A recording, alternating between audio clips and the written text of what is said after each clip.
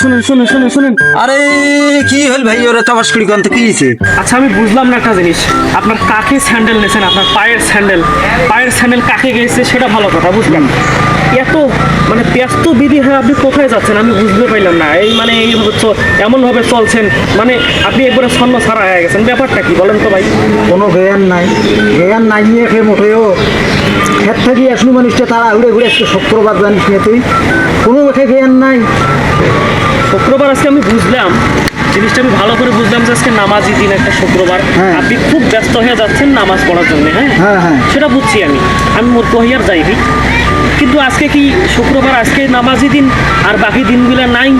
এই ভিডিওর মাধ্যমে আমরা বোঝাতে চাচ্ছি যে শুধু শুক্রবারের দিন নামাজি দিন নয়, বাকি 5 ওয়াক্ত নামাজ আল্লাহ পাক ফরজ করে দিয়েছেন। এটাও আমাদেরকে অবশ্যই মানতে হবে।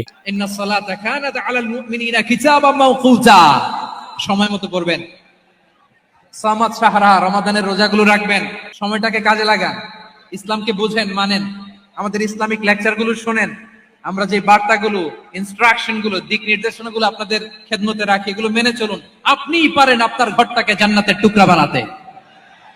একটা family, it's a very big institution and you are the MD, the managing director of this institution. চিল্লায় বলেন ঠিক কিনা? চাইলেই পারেন ঘরটারে জান্নাতের টুকরা বানাতে। 5 ওয়াক্ত সালাত, রমাদানের রোজা, নিজের চরিত্রের হেফাজত,